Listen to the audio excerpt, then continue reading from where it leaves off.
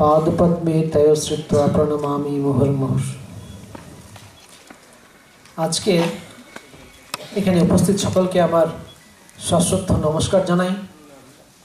আয়োজক মণ্ডলীকে আমার হার্দিক নমস্কার। আজকে আমার বক্তব্যের বিষয় প্রেমধন বিলায় শ্রী রামকৃষ্ণ গোরা রায়।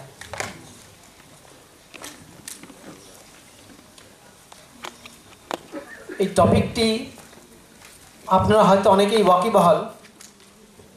এর প্রসঙ্গ করতে গেলে আমি একটু পড়ছি।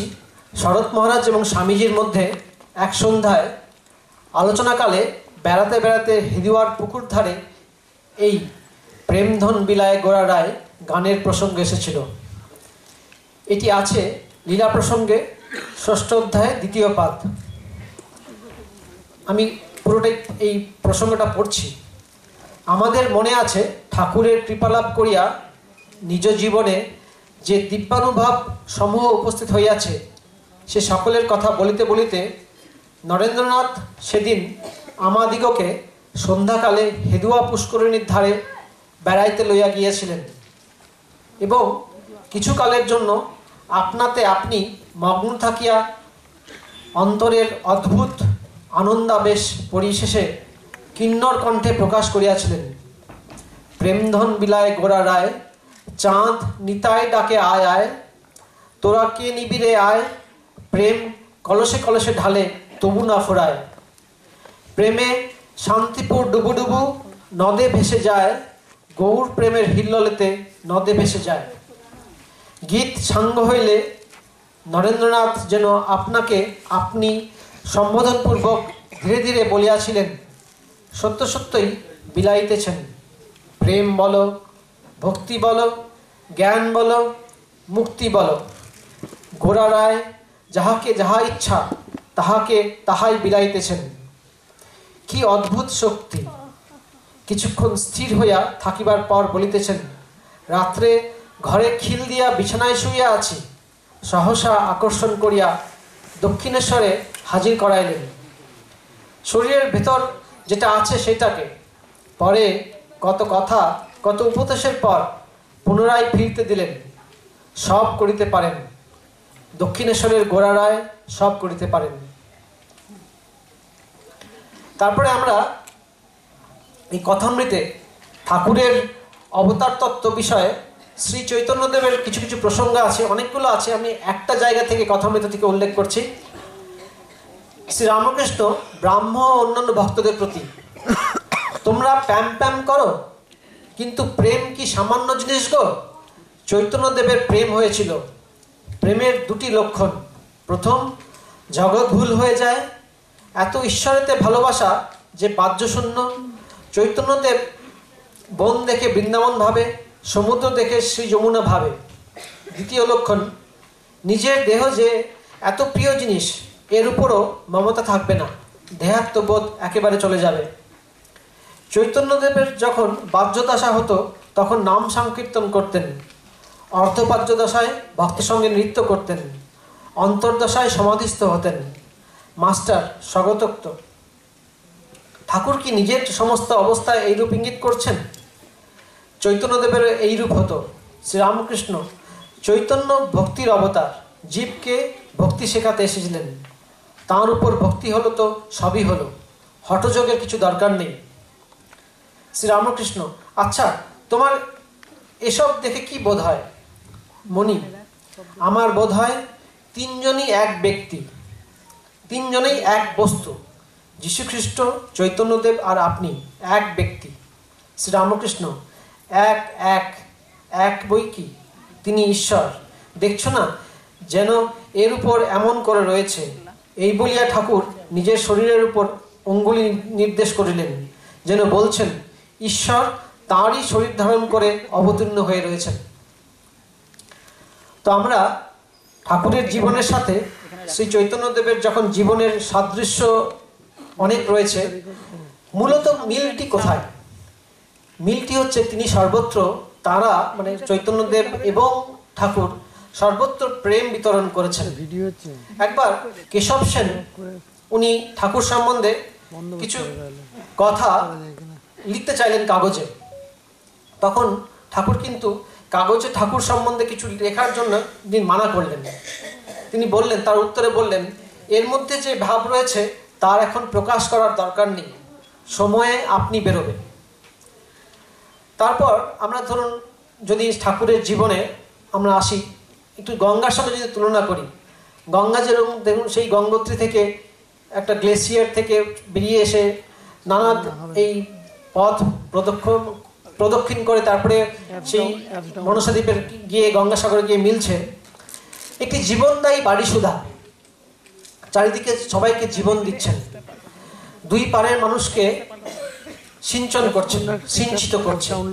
ঠিক সেই রকমই ঠাকুর যখন সমাধিমগ্ন থাকেন, সেই সমাধিমগ্ন থেকে নিজে নেমে এসে ভক্তের প্রেম তৃষ্ণা মেটানোর জন্য তিনি নেমে আসেন। নেমে এসে অহৈতুকী কৃপাসিন্ধু নিয়ে নেমে আসছেন, তাতে বহু মানুষ উপকৃত হচ্ছেন, এবার তাদের জীবন আলোকিত হচ্ছে, তাদের জীবন প্রস্ফুটিত হচ্ছে। তা আমরা যদি একে একে দেখি, ঠাকুর যখন ধরুন আমরা আমাদের পার্শ্বদের কথা প্রথমে যদি বলি, তার প্রেমের এই দিকটি আমরা নানানভাবে আলোচনা করব। তো প্রথমের দিকেই যদি আমরা পার্শ্বদের কথা ভাবি, যিনি বলছিলেন যে স্বামীজির এলওভি পার্সনিফাইড, এই ঘটনাটা এরকম, স্বামীজি একবার দক্ষিণেশ্বর থেকে ফিরছেন, তখন স্বামী বিবেকানন্দ হননি, নরেন্দ্রনাথ। তখন যে তারা অনেকেই ফিরছেন, নৌকা করে ফিরছেন, তো সবাই জিজ্ঞেস করছেন কে কীভাবে শ্রীরামকৃষ্ণকে দেখেছেন। তখন অনেকেই অনেক কিছু বলছেন, স্বামীজি চুপ করে আছেন।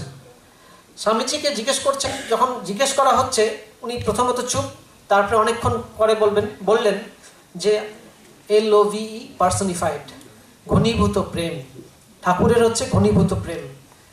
স্বামীজিকে একবার যখন বলা হয়েছিল, উনি বলছেন যে কেবল ঠাকুরই প্রথম দেখা থেকে সমভাবে বিশ্বাস করে এসছেন স্বামীজিকে, এমনকি মা বাবাও করেন না।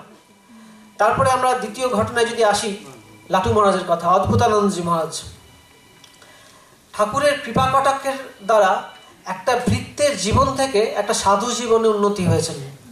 তিনি বলছেন ঠাকুর আমাকে টেনে নিলেন। তিনি ওনার কথা উক্তি করছি আমি, তিনি বলছেন তিনি আমায় না টানলে আমায় নকরি করতে করতে বকরি বনে যেতে হতো। তৃতীয়ত আমরা দেখছি ঠাকুরের পার্শ্বদের কথা, নিরঞ্জন মহারাজের কথা। নিরঞ্জন মহারাজের প্রচন্ড রাগ ছিল। তো নিরঞ্জন মহারাজের আপনারা এই ঘটনা জানেন, যখন নৌকাতে করে আসছিলেন, কিছু লোক ঠাকুর সম্বন্ধে যখন কটূক্তি করছেন, নিরঞ্জন মহারাজ এত রেগে গেলেন যে নৌকাটা ডুবিয়ে দিতে চাইছিলেন। তো ঠাকুর কিন্তু যখন শুনলেন এই কথা, নিরঞ্জন মহারাজকে কিন্তু ভর্ৎসনা করলেন। উনি বলছেন এত রাগ ভালো নয়। ঠাকুর কাঁদছেন, কেঁদে কেঁদে হাওয়াও করে কাঁদছেন যাতে নিরঞ্জন মহারাজের রাগ কমে। তারপরের ঠিক এক্স্যাক্টলি অপোজিট রকম আমাদের ব্যক্তিত্ব হচ্ছে যোগানন্দজি মহারাজ, যোগীন মহারাজ। যোগীন মহারাজ খুব নরম প্রকৃতির মানুষ ছিলেন। বর্ধিষ্ঠ পরিবারের জন্ম, তার সাবর্ণ চৌধুরীর বংশে জন্ম। তো একবার দক্ষিণেশ্বরে আরশোলা ঠাকুর জানতেন যে ওর খুব নরম প্রকৃতির মানুষ। তো তাকে উনি বললেন নিরঞ্জন মহারাজ, যোগানন্দজি মহারাজকে, যে একটা আরশোলা গিয়ে মারতে বলেছিলেন। তো যোগীন মহারাজ স্বভাবতই না মেরে ওটাকে ছেড়ে দিয়েছেন বাইরে। ঠাকুর বুঝতে পেরেছেন। ঠাকুর বলেছেন কি মারলি? তখন বললেন না, মারিনি। তখন ঠাকুর বলছেন যে আমার কথা তো, আমি তো যেটা বলেছি সেটা তো পালন করতে হবে। ঠিক সেরকমই একবার গুরু নিন্দা হচ্ছিল, তো যোগীন মহারাজ চুপ। ঠাকুর কিন্তু এক্স্যাক্টলি অপোজিট। নিরঞ্জন মহারাজকে বলেছিলেন, ভর্ৎসনা করেছিলেন, এখানেও উনি ভর্ৎসনা করলেন যোগীন মহারাজকে। বলছেন যেখানে গুরু নিন্দা হচ্ছে সেই জায়গায় আইদার প্রোটেস্ট করতে হবে কিংবা সেই জায়গা স্থান পরিত্যাগ করতে হবে। এরকমই আমরা দেখছি যোগীন মহারাজের যখন বিয়ে হয়েছে, মানে ওনাকে বিয়ে করতে হয়েছিল অবস্থায় পড়ে, তো উনি লজ্জায় দক্ষিণেশ্বর আসতে পারছেন না। ঠাকুরের কি প্রেম! ঠাকুর তখন সেই খাজাঞ্চির কাছ থেকে কিছু টাকা ওনার কাছে ছিল যোগীন মহারাজকে। উনি তখন সেই টাকার জন্য, টাকার একটা অছিলা মাত্র, তার জন্য তিনি তাকে দক্ষিণেশ্বরে ডেকে পাঠাচ্ছেন।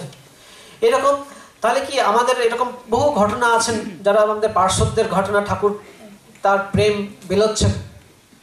তো এরা তো গেল পার্শ্বদের কথা। তাহলে কি পার্শ্বদের মধ্যে এরা তো ধরুন হাতির দাঁত সোনা দিয়ে বাঁধানো, তাদের মধ্যেই কি সে সীমাবদ্ধতা আছে ঠাকুরের প্রেম? তা নয়। আমরা যদি গৃহী ভক্তের দিকে আসি, আমি এই চেতনানন্দজির বইটি পড়ছিলাম, শ্রীরামকৃষ্ণ অ্যাজ উই স হিম, শ্রীরামকৃষ্ণকে যে রূপ দেখিয়াছি। সেখানে শ্রীম বলুন, গিরিশ ঘোষ বলুন, বৈকুণ্ঠনাথ ছান্নাথ বলুন, এরকম বহু লেখা আছে। তো আমি কয়েকটি মাত্র বলছি। ধরুন, এদের বহুজনের জীবনের গতিপথ পরিবর্তন করেছেন ঠাকুর। কি দ্বারা? কার দ্বারা? ভালোবাসার দ্বারা। একবার দক্ষিণেশ্বরে গিরিশ ঘোষ এসছেন, একদম মত্ত অবস্থায়, মাঝরাতে পৌঁছেছেন। তো স্বভাবতই মাঝরাতে এসে ঠাকুরের কাছে এসছেন, কিন্তু ঠাকুরের কি অদ্ভুত ভালোবাসা! ঠাকুর তখন গিরিশ ঘোষকে সেই গান গাইছেন যে সুরাপান করিনে আমি, সুধা খায় জয়কালী বলে। তারপরে আপনারা এটাও জানেন যে গিরিশ ঘোষকে উনি পায়েস খাইয়ে দিয়েছেন, মানে শুধু পায়েস খেতে বলেননি, পায়েসটা খাইয়ে দিচ্ছিলেন গিরিশের মতন লোককে। গিরিশের মতন লোক মানে যে কিনা করেছে, তাকেও তার অহেতুকি প্রেম। তো একটা ছোট্ট ঘটনা, গিরিশ ঘোষ তাকে প্রচণ্ড গালাগালি করেছেন একদিন। তো ঠাকুর সেই গালাগালি শুনে ফিরে এসছেন দক্ষিণেশ্বরে ফিরে এসছেন। ফিরে আসার পরে তাকে সবাই বলছেন ঠাকুরকে যে না, আপনি আর গিরিশের সঙ্গে কোনো সম্পর্ক রাখবেন না, গিরিশের কাছে যাবেন না। ঠাকুর কিছুক্ষণ পরেই হঠাৎ করে বলছেন যে একটা গাড়ি ডাকো। বহু মানা করা সত্ত্বেও তিনি চললেন গিরিশের কাছে। গিরিশের কাছে যখন পৌঁছেছেন, গিরিশ হাও হাও করে কাঁদছেন। এই যে ধরুন একটা লাইফের ট্রান্সফরমেশন করছেন, এই ভক্তবৎসল প্রাণ, ঠাকুর এর অহেতুকি প্রেম, এরকম বহু ঘটনা আছে। আমরা কয়েকটি ঘটনা রমন্থন করব। আমরা জানি ঠাকুর মাকে কখনো কোনো কটূক্তি করেননি। ইভেন আমরা দেখছি যে লক্ষ্মী দিদি ভেবে ঠাকুর যখন একদিন মা এসছেন, বলছে দরজাটা ভিজিয়ে যা, তুই করেছেন। যখন মা বলছেন, মায়ের কথা বুঝতে পেরেছেন, তখন বলছেন না, আমি বুঝতে পারিনি, আমি ভেবেছি লক্ষ্মী দিদি। তো ঠাকুরের এরকমই শ্রদ্ধা ছিল একটা মায়ের প্রতি। সেই মা একবার মাকে বলছেন যে বলরামের স্ত্রী অসুস্থ। মাকে বলছেন যাও দেখতে যাও, বলরামের স্ত্রীকে দেখতে যাও। তখন মা বলছেন গাড়ি কোথায় পাবো, গাড়ি পাচ্ছি না।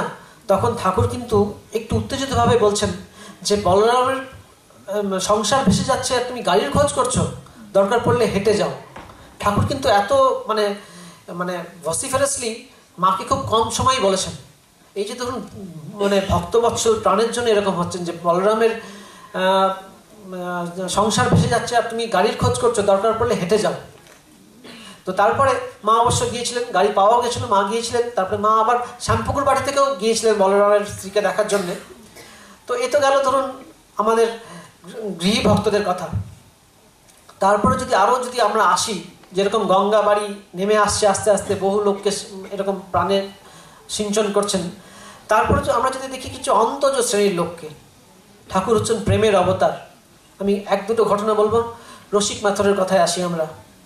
ঠাকুর যাকে রসকে বলতেন, সেই রসিক মাথর দেখতেন, উনি আমাদের রাসমণির মন্দিরে একজন কর্মরত ছিলেন, মাথর হিসেবে কর্মরত ছিলেন। তো যার স্বভাবতই তার নানা জায়গায় বিচরণ ছিল, কিন্তু ঠাকুরের কাছে কিংবা কোনো জায়গায় তাদের রেস্ট্রিকশন থাকে, যেরকম আমাদের সোসাইটিতে যেরকম আছে রেস্ট্রিকশন ছিল। তো তিনি ঠাকুরেরকে দেখছেন যে ঠাকুরকে প্রতিদিন দূর থেকে দেখছেন, কত লোক তার কাছে আসছে, ইনি সবাইকে দয়া করেন। আর আমার এমনই কপাল, উনি ভাবছেন যে আমার এমনই কপাল যে এত কাছে থেকেও তার চরণধুলি নিতে পায় না। তার খুব আক্ষেপ, 3-4 বছর কেটে যাচ্ছে, কিন্তু তার চরণধুলি নেওয়ার সাহস হচ্ছে না। মায়ের কাছে যাচ্ছেন নহবতে, মাকে আবদার করছেন, মায়ের কাছে আবদার করছেন যাতে ঠাকুরের কৃপা লাভের জন্য তিনি আবদার করছেন। তো এরকম করে চলছে, 3-4 বছর কেটে গেছে। তো একদিন ঠাকুর ঝাউতলায় গেছেন শৌচে। হঠাৎ তার মনে হলো না, আজকে ঠাকুরের চরণধুলি নেব। তো ফিরছেন ঠাকুর, নহবতের কাছে পৌঁছেছেন। তখন তিনি ছুটে গিয়ে পাটি জাপটে ধরছেন, রসিক মাথর জাপটে ধরে কাঁদছেন। তখন বলছেন যে আমার কি হবে। তখন ঠাকুর একদম সমাধিস্থ অবস্থায় বলছে তোর তো সব হলো। তারপরে তার প্রেমাশ্রুতে ঠাকুরের পা ভিজে যাচ্ছে, ঠাকুর সমাধিস্থ। কিছুক্ষণ পরে তখন ঠাকুর বলছেন যে ভয় নেই, তোর হবে, মৃত্যুর সময় আমায় দেখতে পাবি। এবং আমরা দেখছি পরবর্তীকালে আমাদের রসিকের মাথুরের জীবন পুরো ট্রান্সফরমেশন হলো, একটা পুরো চেঞ্জ একদম। তিনি নিজের বাড়িতে তুলসী মঞ্চ গড়লেন, সেখানেই সাধন ভজন করতেন। আমরা জানি না তারপরে ঠাকুরের সঙ্গে তার আদৌ দেখা হয়েছিল কিনা, সেরকম কোনো রেকর্ড আমি পাইনি অন্তত। কারণ ঠাকুর তারপরে ক্যান্সারের জন্য শ্যামপুকুর বাড়ি চলে যান, তারপরে কাশীপুর চলে যান।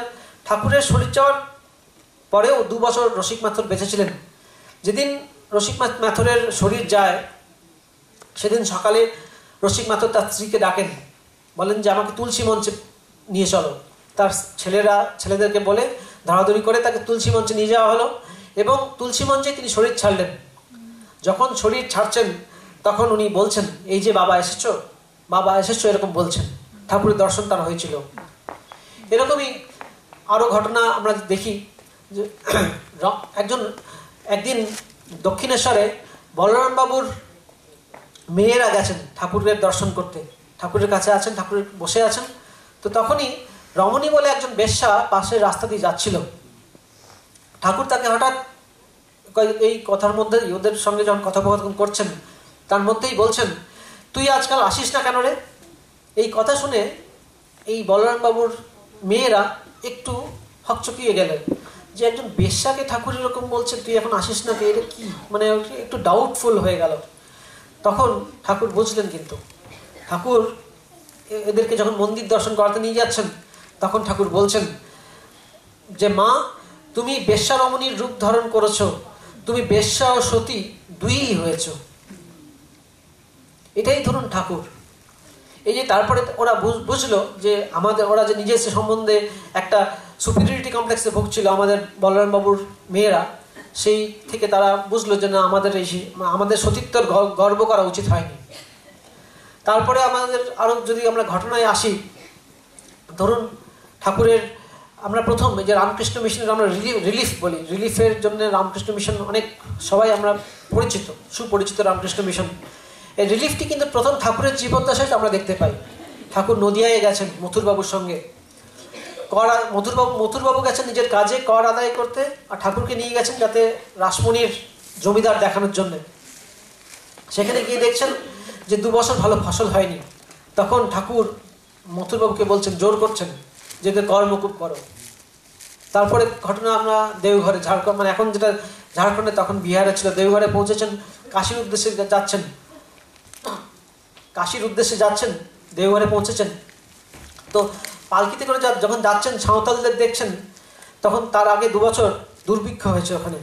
তো একদম খুব মানে ওদের ফ্রেল শরীর একদম। তাদের দেখে, সেই সাঁওতালদের দেখে ঠাকুর পালকি থেকে নেমে পড়লে তাদের সঙ্গে বসে পড়লেন। তখন তাদের যাওয়ার কথা কাশী। মথুরবাবুকে বলছেন, এদেরকে ভালো করে মাথায় তেল দিয়ে স্নান করাও, একটা সুন্দর নতুন কাপড় দাও, খেতে দাও, পেট ভরে খেতে দাও, তারপরে আমি কাশী যাব। মথুরবাবু প্রস্তুত ছিলেন না, তার কাছে অত টাকাও ছিল না, কিন্তু ঠাকুর নাছর বাঁধা। ঠাকুর বললেন, না, আমি এইখানেই বসে রইলুম যতক্ষণ না আমি যা যা বললুম তা যদি তুমি করো ততক্ষণ আমি কোথাও যাব না, রইল তোর কাশী। তারপরে যথারীতি মথুরবাবু টাকা নিয়ে তাদের সেবা শুশ্রূষা করলেন, যেরকম ঠাকুর বলেছেন, মাথায় তেল দিয়ে স্নান করিয়ে, তারপরে নতুন কাপড় পরিয়ে পেট ভরে খাওয়ার পরে ঠাকুর কাশী রওনা দিলেন। এরকম আমরা দেখছি যেরকম গঙ্গা ওপর থেকে নিচে আসছেন, সবাইকে সিঞ্চিত করছেন, ঠাকুরের অতি উচ্চ আধ্যাত্মিক ভাব নেমে আসছে পতিত ঘৃণিত বারনারীর উপর। আমরা এরকম বহু ঘটনা আমরা দেখি, নটি বিনোদিনীর ঘটনা আমরা জানি। তাহলে আমরা কি দেখছি, সমাজের কোনো শ্রেণীকেই কিন্তু ঠাকুর এই প্রেম বাড়ি দ্বারা সিঞ্চিত করতে ছাড়েননি, কিন্তু সবাইকেই করেছেন, সবারই প্রতি ভালোবাসা, অমোঘ ভালোবাসা দান করেছেন। তো আমরা দেখি যে সাধারণত একজন সাধক কি করেন, সে সাধক একজন নির্বিকল্প সমাধির জন্য অ্যাসপায়ার করেন, মানে অ্যাসপিরেশন তার থাকে, একজন মানে যে অ্যাসপায়ার করেন যে আমি নির্বিকল্প সমাধি লাভ করব। ঠাকুরের প্রতি অদ্ভুত দেখুন, ঠাকুর এই নির্বিকল্প সমাধি লাভ করার পরেও ঠাকুর কিন্তু মাকে বলছেন, এত ভাব সমাধি ঘটাস না, আমি ভক্তদের সাথে কথা বলবো। দেখুন একজন সাধক তার কাছে নির্বিকল্প সমাধির ওপরে আর কিছু নেই। কিন্তু ঠাকুর মাকে বলছেন, প্রার্থনা করছেন, এত ভাব সমাধি ঘটাস না। ঠাকুর নামতে চাইছেন ওখান থেকে, কেন? নেমে যাতে ভক্তদের সঙ্গে কথা বলবো। কার জন্য? ভক্তদের কল্যাণের জন্য। যে কোনো, ঠাকুর বলছেন মানুষের কল্যাণের জন্য আমি সকল রকম দুঃখ সইতে রাজি আছি। এটাই হচ্ছে ব্যাকুলতা। ঠাকুরের ব্যাকুলতা অদ্ভুত, যে ভক্তদের জন্য উনি যে কোনো জিনিস, যে কোনো কষ্ট উনি করতে রাজি আছেন।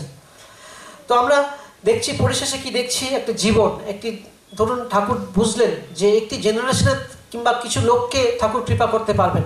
ঠাকুরের জীবদ্দশায় করে গেছেন, এখনও ঠাকুর করছেন, সূক্ষ্মভাবে শরীরে করছেন।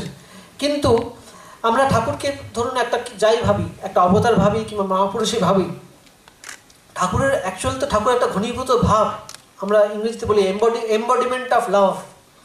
এই ঠাকুরের ঘনীভূত ভাবটি স্বামীজি একমাত্র সব থেকে বেশি বুঝতে পেরেছিলেন। সবাই আমরা কম বেশি হয়তো বুঝি, কিন্তু স্বামীজি হয়তো সব থেকে বেশি বুঝেছিলেন। এই স্বামীজি বুঝেছিলেন বলেই পরবর্তীকালে এই রামকৃষ্ণ সংঘের উনি মানে তৈরি করলেন। তো আমরা আরেকটি মত দেখি কিংবা বুঝি, আরেকটি মত আছে যে এই যে ঠাকুরের কাশীপুরের এপিসোডটা, শ্যামপুকুর পার্টির পরে যখন ঠাকুর কাশীপুরে আসছেন, ঠাকুরের এই ব্যাধি গ্রহণ, এই ব্যাধিকে কেন্দ্র করে ঠাকুর গৃহী ও সন্ন্যাসী ভক্তদের মধ্যে একটা মিল, একটা বন্ধন গড়ে তুললেন, যেটা কিনা ভাবি রামকৃষ্ণ সংঘের একটা স্তম্ভ হিসেবে হলো। ঠাকুর সেই সময় কাশীপুরে মাকে বলছেন, এই ভক্তরা রাখালবাবু, নরেনবাবু বলেন, এটা আমার ঠিক পছন্দ নয়। এই যে ধরুন ভক্তদের সঙ্গে একটা সাধুদের একটা মিল করে দিয়ে গেলেন, মানে তখনও তারা সাধু নয়, হবু সাধু। এই পরবর্তীকালে আমরা দেখছি রামকৃষ্ণ সংঘের যারা প্রধান রূপকার হবেন, তাদের সাধন জীবনটিকে তিনি গড়ে দিলেন এই কাশীপুরে। তিনি কাশীপুরে সেই রুদ্রাক্ষের মালা দিলেন, সন্ন্যাস মানে গেরুয়া বসন দিলেন। তারপরে আমরা কি দেখছি কাশীপুরে? দেখছি কল্পতরু। ঠাকুর যখন কল্পতরু, তখন বর্তমান এবং ভবিষ্যৎ প্রজন্মের জন্য একটি শাশ্বত বাণী রেখে গেলেন, অনন্ত কৃপা বর্ষণ করে গেলেন। আর উনি বলে গেলেন যে আশীর্বাদ করি তোদের চৈতন্য হোক। তারপরে এই যে দেখুন, আমি যেটা বলছিলাম যে ঠাকুরের একটা ঘনীভূত ভাব, যেটা স্বামীজি সব থেকে বেশি বুঝেছিলেন, এবং স্বামীজি বুঝেছিলেন যে এটা কালাতীত, এটা শাশ্বত ভাব, এটি একটি যুগের জন্য নয়, এটি ইটার্নাল। তো এইটিকে সংরক্ষণ করার জন্য স্বামীজি রামকৃষ্ণ সংঘ করলেন।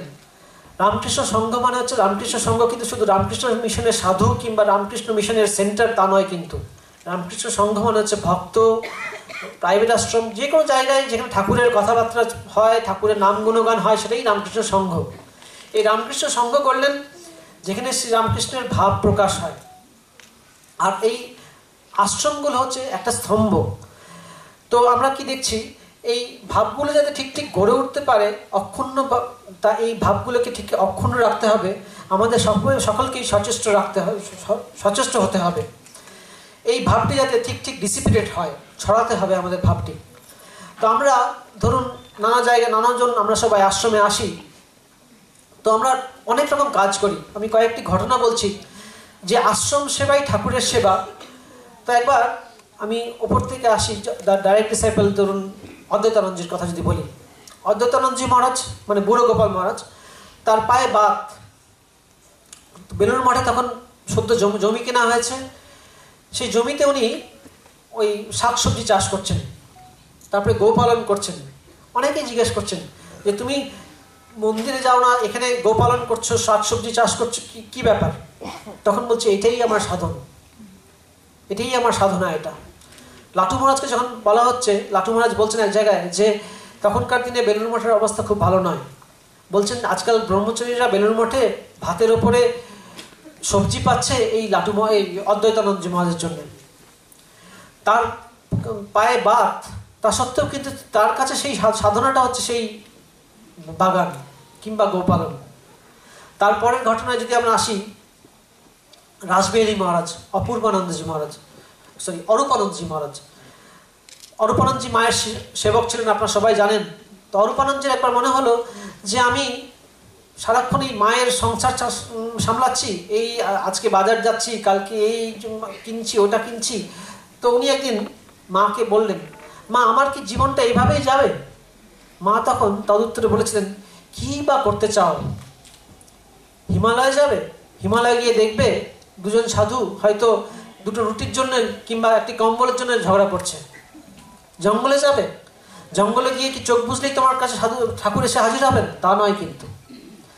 এই যুগে স্বামীজি যেটা করে গেছেন, স্বামী বিবেকানন্দ যেটা করে দিয়ে গেছেন, সেভাবেই যদি আমরা সেই উদ্দেশ্যে যদি আমরা কাজ করি তাহলেই আমাদের হবে। এরকমই একটা ঘটনা গ্লোবাল বেদান্তে পড়ছিলাম। মহাপুরুষ মহারাজের চেলা প্রবোধ মহারাজ এসছেন সঙ্গে সাধু হতে। তার চোখে খুব হাই পাওয়ারের চশমা, চোখে খুব কম দেখেন, চশমা ছাড়া দেখতেই পান না। মহাপুরুষ মহারাজের কাছে এসছেন, মহাপুরুষ মহারাজ তাকে নিয়ে গেছেন ঠাকুর ভান্ডারে, তাকে কাজ করতে নিয়ে গেছেন, বলেছেন তুমি এখানে কাজ কর। ঠাকুর ভান্ডারে নিয়ে গেছেন, কাজ করছেন ঠাকুর ঘরে। তো এরকম বহুদিন ধরে কাজ করছেন ঠাকুর ঘরে। তো একদিন ওই আলো আধারি যখন ভোরবেলায় ফুল তুলতে যান, ঠাকুরের ফুল তুলতে সবাই যান যেরকম, তো উনি একটা আকশি নিয়ে গেছেন চাঁপা ফুল তুলবেন বলে। তো চাঁপা গাছে উঠেছেন। চাঁপা গাছে যখন উঠেছেন, চাঁপা গাছ থেকে ওঠার সময় ওই আঁশিতে লেগে কিংবা কিছু ডালে লেগে তার চশমাটি খুলে পড়ে যায়। এবার গাছের ওপরে তখন উনি আছেন, চশমা ছাড়া কিছুই দেখতে পান না। উনি কি কিংকর্তব্য বিমূঢ় মতন হয়ে গেছেন যে কি করব আমি এখন। ঠাকুরকে ডাকছেন, ঠাকুর কি আমি তোমার ফুল তুলতে এলাম, এবার আমি নামবো কিভাবে? অদ্ভুতভাবে উনি দেখছেন যে কেউ ওনাকে ঠাকুর গাছ থেকে নামতে সাহায্য করলেন। শুধু নামতে সাহায্য করলেন না, নেমে তাকে সেই ঠাকুর ভান্ডার পর্যন্ত পৌঁছে দিলেন। আমার বলার উদ্দেশ্য এই যে আমরা যদি ঠিকভাবে তার কাজ করি, আশ্রমের যে কোনো কাজ না, সেটা ধরুন স্যানিটেশনের কাজ হতে পারে, ঝাড়ু দেওয়ার কাজ হতে পারে, ঠাকুর পুজো হতে পারে, যে কোনো কাজ হতে পারে, তারকে যদি তার উদ্দেশ্যে যদি ঠিক নিষ্ঠা করে কাজ করি, ঠাকুর তাকে দেখবেনই দেখবেন, এখনো দেখছেন।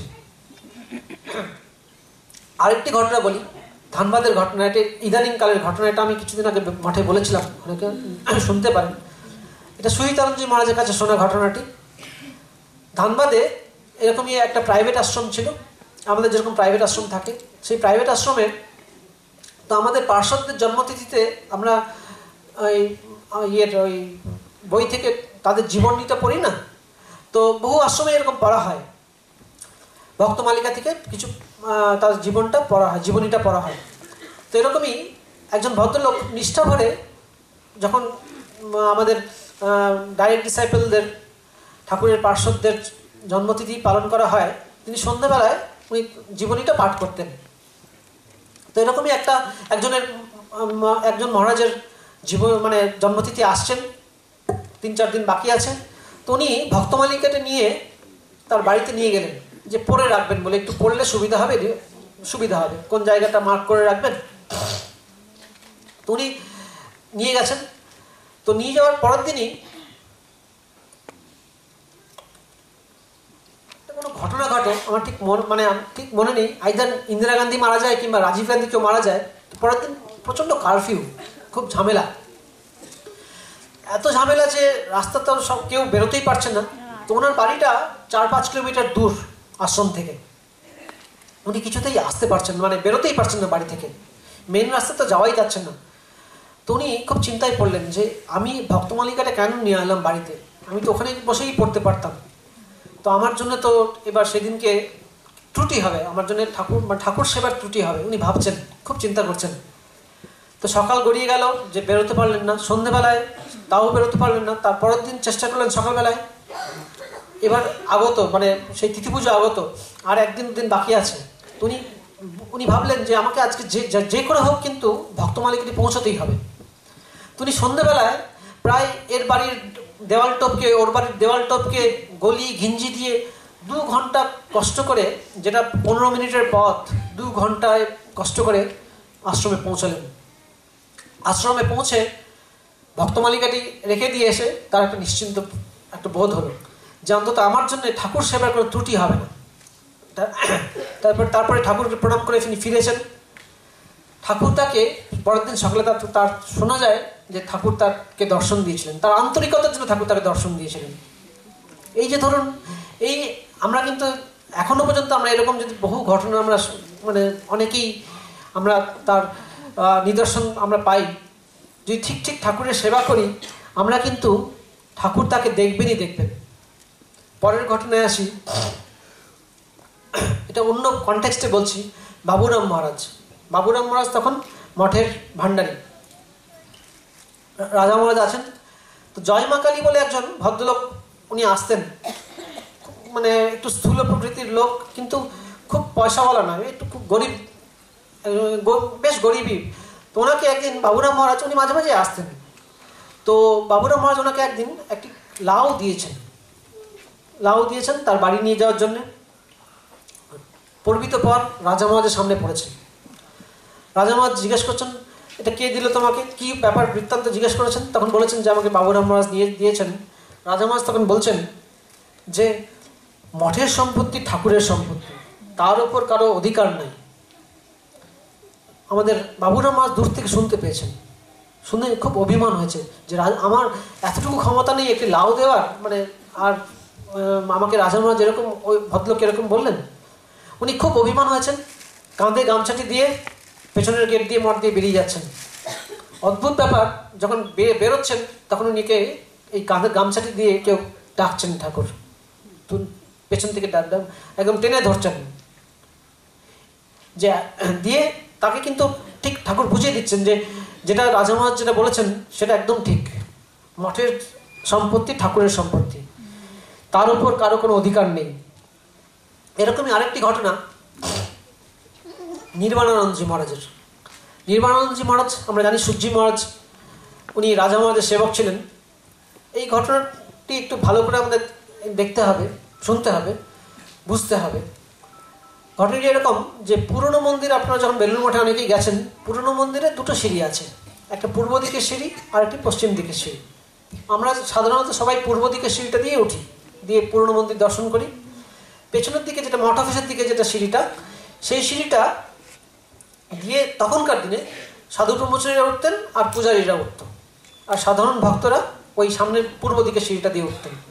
তো একজন বুড়ি একদিন ঠাকুরের কথা চিন্তা করতে করতে সে ঠিক ওই এত ঠাকুরের ভাবে বিভোর হয়েছিলেন যে উনি ওই এই সিঁড়িটা দিয়ে পশ্চিম দিকের সিঁড়িটা দিয়ে উঠে পড়েছেন। পশ্চিম দিকে সিঁড়িতে দিয়ে যখন উঠেছেন তখন পূজারী মহারাজ তাকে দেখতে পেয়েছেন। তো পূজারী মহারাজ তাকে বকছেন। তো উনি বলছেন যে আমার ভুল হয়ে গেছে বাবা, আমি ঠিক বুঝতে পারিনি, ঠাকুরের কথা চিন্তা করতে করতে এরকম হয়েছেন। কিন্তু তার অগ্নিবর্ষণ আর কমছে না কিছুতেই। তখন তিনি বুড়ি নামতে একটু কথা বলেছিলেন, যেটি নির্বাণানন্দজি খুব মানে ওয়ান্ডারফুল কথা। উনি বলছেন, এত বড় মহাপুরুষের পূজা করছো কিন্তু মনটা বদলাতে পারলে না, অদ্ভুত। কেমন এই উদারতাটা আমাদের সবাইকেই, ঠাকুরের কাছে আমরা যেটা ভালোবাসা, এই উদারতাটা ইম্পর্টেন্ট। আমরা কিভাবে ধরুন ঠাকুরের ভাবিত আমরা হচ্ছি, কিন্তু এতে কি আমাদের নিজেদের জীবনের ট্রান্সফরমেশন হচ্ছে, সেটা ইম্পর্টেন্ট। যদি না হয়, লেটস স্টার্ট ফ্রম, মানে আমরা আজকে থেকে শুরু করবো না কেন? ধরুন আমরা সবাই ঠাকুরের কথা পড়ছি, বলছি, সেই পড়ে আমাদের জীবনে সেটা কি মানে তার রিফ্লেকশন হচ্ছে, সেটা ইম্পর্টেন্ট। আমরা আমাদের জীবনে সেটা কিভাবে পালন করছি, সেটাই আমাদের মূল উদ্দেশ্য। কারণ কি, আমি একটা ছোট ঘটনা বলছি। ধরুন আমরা তো সবসময় বাইরে যাই, মানে আমরা দেখছি একটা পুরো সোসাইটিতে একটা অদ্ভুত একটা কি বলবো, মানে আমি কিছুদিন আগে একটা ঘটনা বললে বুঝতাম। মেট্রোতে যাচ্ছিলাম, শ্যামবাজারে নামবো, তো একজন খুব ভিড়, অফিস টাইমে যেরকম ভিড় হয় স্বভাবত আপনারা জানেন, আমার থেকে আপনারা বেশি জানেন বেশি। তো একজনের একটু লেগে গেছে আর কি, কনুয়ে লেগে গেছে, তো দুজনের মধ্যে ঝগড়া শুরু হয়ে গেল। তো এটা কি কাম্য? মনে হয় এটা কাম্য নয়। একটু সহ্য করা দরকার আমাদের, সহ্যশীলতাটা একটু বাড়ানো উচিত। না বাড়ালে তো মানে হবে না। কেন হবে না? আমারাই নিজেদের, ধরুন আলটিমেটলি কি হবে, আমি একটা ঘটনা বলছি। আমি একবার ওই বোলপুর থেকে দুর্গাপুর যাব, তো গাড়িতে করে বেরিয়েছি, আমার একটু দেরি হয়ে গেছে বেরোতে দেরি হয়ে গেছে। তো একটা টোটো, যেরকম বহরমপুরের রাস্তাগুলো সরু সরু, তো ওখানেও সব রাস্তা সরু রাস্তা, তো টোটো যাচ্ছে, তাকে অনেকবার হর্ন দিচ্ছে আমাদের ড্রাইভার, কিন্তু সে কিছুতেই ওভারটেক করতে দিচ্ছে না, বেরোতে দিচ্ছে না। তো অনেকক্ষণ ধরে চলছে এরকম করে। তো আমার ভেতর খুব বিরক্তি লাগছে যে কি বাবা। তো আমরা স্বভাবতই একটা জায়গা যেখানে রাস্তাটা বড় হয়েছে, তার পাশে গিয়ে দাঁড়াচ্ছে। আমি বলছি যে আচ্ছা করে এবার বকবো লোকটাকে, ভাবছি এরকম করে, কিভাবে বলবো লোকটাকে, ভাবছি এরকম করে। তখন হঠাৎ আমাদের যেরকম আমাদের গাড়িতে থাকে না ঠাকুরমা স্বামীজির ছবি, সে সবসময় থাকে। তো আমার হঠাৎ মনে হলো মার দিকে চেয়ে যে মা থাকলে মা কি করতেন এখানে, মনে হলো হঠাৎ করে। এটা কিন্তু কোনো মানে হঠাৎ করে মনে হলো যে, তো আমি ভাবলাম যে মা নিশ্চয়ই আমার মতন করতেন না, মানে মাথা গরমও করতেন না, এরকম বলতেনও না, কিছু কটূক্তিও করতেন না। তো আমি কাজটি নামিয়ে তাকে বললাম, দাদা ভালো আছেন তো? হাত জোর করে বললাম, ভালো আছেন তো? অদ্ভুতভাবে তার একটা ট্রান্সফরমেশন হলো। কেমন নিয়ে থেকে বললো, দাদা কিছু মনে করবেন না, আমার ভুল হয়ে গেছে, আমি সাইড দিইনি। এটা যদি আমি সাধারণভাবে জেনারেলি আমরা কি করি, আমরা যদি করতাম কি কাজটা নামিয়ে, দাদা দাদা দেখতে পাচ্ছেন না এই এতক্ষণ ধরে হর্ন দিচ্ছি, এটাই করি তো আমরা সাধারণত। তাতে কি হতো, কিছু গরম গরম কথা সেও বলতো, আমিও বলতাম, তাতে আমার মাথাটা গরম হতো। ওই দুর্গাপুর ওই সারাক্ষণ ওই চিন্তা করতে করতেই যেতাম। তাতে মানে আলটিমেটলি লাভটা কার হলো? আমার হলো। কেমন আমার হলো মানে কি, আমি নিজেকে ওপরে নিজে কন্ট্রোল করতে পারলাম, ওটাই ইম্পর্টেন্ট। এই আমরা যাতে এই জিনিসটা আমরা যাতে ব্যবহারের সময়, ব্যবহারিক জীবনে, এই যে ধরুন ঠাকুরের ভালোবাসা আমরা বলছি, ঠাকুরের ভালোবাসা পেতে গেলে আমাদের তো সেই আধারটি চাই। সবাই গিরিশ ঘোষের মতন কপাল করে থুরিয়ে আসে, সেই ওই কপাল করে যখন আসিনি, কিন্তু কপালটা তৈরি করতে হবে। আমার হবে না তা নয়, কিন্তু ডেফিনেটলি হবে। আমার এই প্রসঙ্গে একটি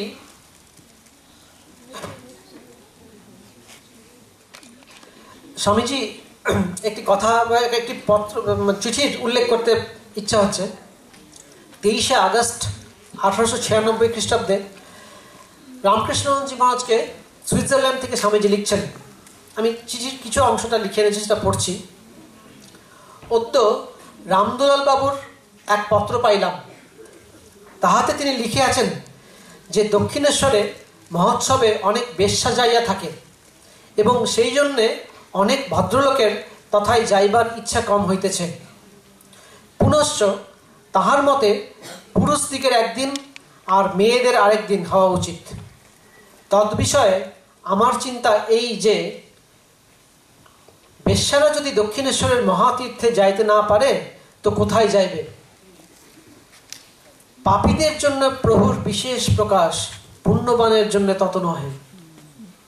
এই লাস্ট ওয়ার্ডটা খুব ইম্পর্টেন্ট, যে পাপীদের জন্য তার অর্থাৎ প্রভুর বিশেষ প্রকাশ, পুণ্যবানের জন্য তত নহে। তো আমরা ধরুন আমরা নিজেদের জীবনে যদি আমি একটু পর্যালোচনা করি, আমরা যদি নিজেদেরকে দেখি, ঠাকুরের কথা যখন পড়ি আমরা বলি না সাধু সঙ্গ নির্জনবাস। তো নির্জনবাসের জন্য অনেকেই প্রশ্ন করেন যে হিমালয় যেতে হবে, আমার তো বিশাল বাড়িও নেই, হয়তো একটা কুটরিতে থাকি, তো নির্জনবাস কি করে করবো? নির্জনবাস তো অ্যাকচুয়ালি মনে। আমরা নির্জনতাটা অবলম্বন করাটা ইম্পর্টেন্ট।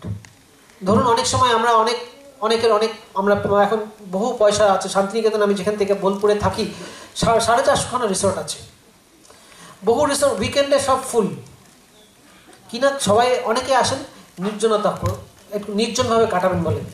কিন্তু অদ্ভুতভাবে নির্জনতার অবলম্বন করার জন্য প্রথমে এসেই আমরা রিসেপশনে কি চাই? ওয়াইফাই পাসওয়ার্ডটি চাই। কেমন তো 5,000 টাকা খরচা করে ওয়াইফাই পাসওয়ার্ড তো ঘরেই ছিল, তো আমার হঠাৎ ওই রিসোর্টে এসে কি দরকার আছে? এখন একটা কথা আছে জাঙ্গল বেদিং, এখন একটা নতুন টার্ম ন্যাশনাল জিওগ্রাফিকে আমি পড়ছিলাম, জাঙ্গল বেদিং মানে এরকম গিয়ে যে জাঙ্গল বেদিং। তো এখন আগেকার দিনে কি ছিল যে ফাস্টিং করতাম না আমরা, মানে উপোস করতাম, এখন ওই মোবাইল ফাস্টিং, গ্যাজেট ফাস্টিং খুব প্রয়োজন এসে পড়েছে, যে কিছুক্ষণ আমি গ্যাজেট ফাস্টিং করব, মানে আমি গ্যাজেটটা ইউজ করবো না, কোনো ফেসবুক টুইটার কিছু নেই, ইনস্টাগ্রাম নাথিং, টেলিগ্রাম কোনোটা নেই। এইটা কিন্তু দরকার হয়েছে, আমাদের সবারই দরকার, আমারও দরকার।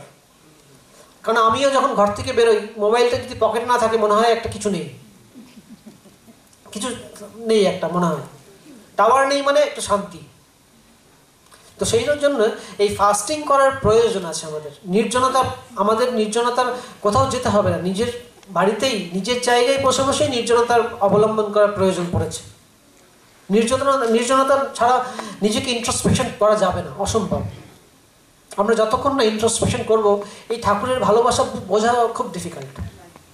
আমি তো কয়েকটা ঘটনা দিয়ে চেষ্টা করলাম বুঝতে ঠাকুর যে কীভাবে ঠাকুর ভালোবাসা বিতরণ করছেন, অকাতরে করছেন।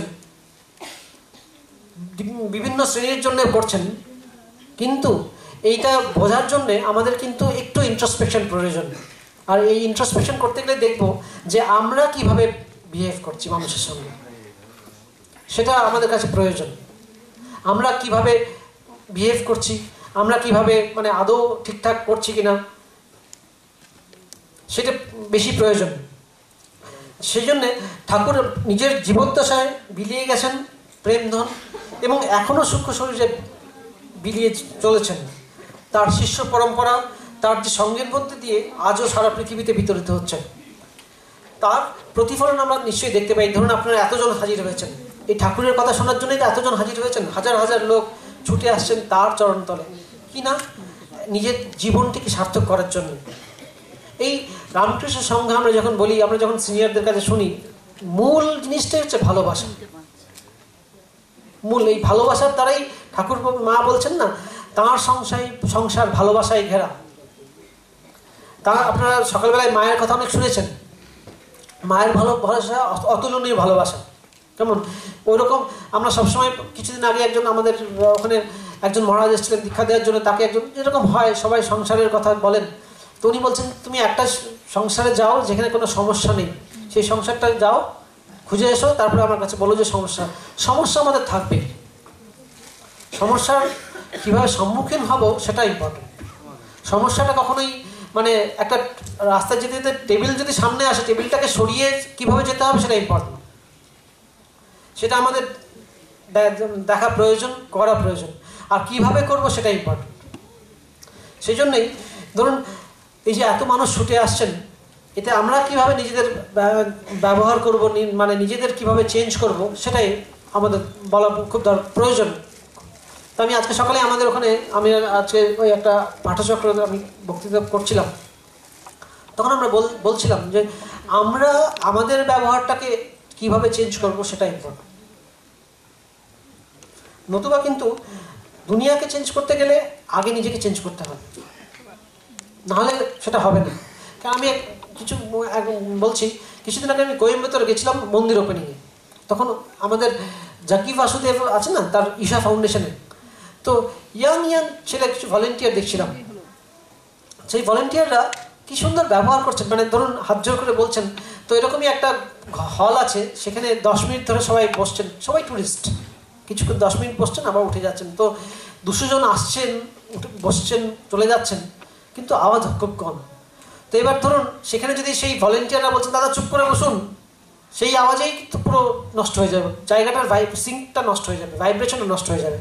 তারা কি করছেন, একটা অদ্ভুতভাবে দেখলাম যে হাতে একটা পোস্টার লিখেছেন, প্লিজ মেনটেন সাইলেন্স, সেটা কি সামনে ধরছেন। এগুলো হচ্ছে পদ্ধতি, মানে উই জাস্ট, মানে আমরা শিখিয়ে যে এরকমভাবে আমরাও কিন্তু এগুলো করতে পারি।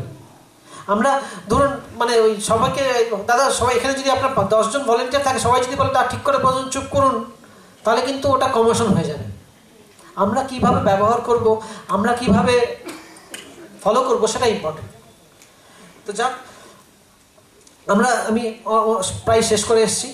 তো আমরা দেখছি ঠাকুর নিজেদের প্রেমধন এই গঙ্গার সঙ্গে তুলনা করেছিলাম আমি, যে উনি যেরকম গঙ্গা বাড়ি, যে চারিদিকে ওপর থেকে নিচে আসছেন, দুই পারের মানুষকে সিঞ্চিত করছেন, ঠিক ঠাকুরও সেরকম ওপর থেকে সমাধি অবস্থা থেকে নেমে আসছেন, এই ভক্তের প্রেম তৃষ্ণা মেটাচ্ছেন, নেমে এসে সব রকম ক্যাটাগরির মানুষের সঙ্গে, সব রকম ধরনের মানুষের প্রেম তৃষ্ণা মেটাচ্ছেন। নানা প্রচুর ঘটনা ঠাকুরের জীবনে এরকম আছেন, আমি কয়েকটা ঘটনার উল্লেখ করলাম।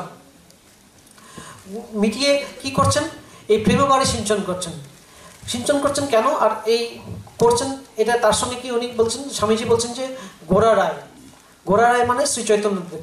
তো আমরা দেখলাম যে ঠাকুরের কথামৃতে এরকম মানে উনি বহু জায়গায় বহু রেফারেন্স আছে যেখানে ঠাকুর নিজেকে গৌরাঙ্গর সঙ্গে তুলনা করছেন কিংবা কেউ বলছেন। তো এরা যে প্রেম বিতরণ করেছেন কার জন্য, আমাদের। কিন্তু সেই প্রেমটা বিতরণ করলেই শুধু হবে না। ধরুন আমি এখানে একটা যদি হরিলুট করি, সেই বাতাসাটা যদি তোলার মতন না থাকে, তাহলে তো নিচে পড়ে থাকলো, তাতে কি লাভ হলো? সেই তোলার মতন আধার থাকতে হবে। প্রেম উনি বিতরণ করছেনই, এখনো করছেন, সব চারিদিকে করছেন, সূক্ষ্মভাবে করছেন, কিন্তু সেই প্রেম ভালোবাসাটা অ্যাকসেপ্ট করার, অ্যাবজর্ভ করার মতন ক্যাপাসিটি দরকার। আমি বারবার এটাই বলছি যে সেই ক্যাপাসিটিটা আমাদের তৈরি করতে হবে, সেইটাই ইম্পর্টেন্ট আমাদের জন্য। নিজের জীবনকে ট্রান্সফর্ম করার জন্য কিন্তু সেটাই প্রয়োজন। সেটা আমরা কিভাবে করব সবাই আমরা জানি, আপনারা সবাই প্রচুর পড়ালেখা করেন, সেটা আপনারা জানেন কিভাবে আমরা সেটা করব। প্রথম হচ্ছে যে আমি এক দুটো কথা জাস্ট বলি যে আমাদের ইগোটাকে নাশ করতে হবে। আমি বলে ঘুচিবে জঞ্জাল বলেছেন না, ওই আমিটাকে মারতে হবে। এই আমি মারাটা খুবই ডিফিকাল্ট।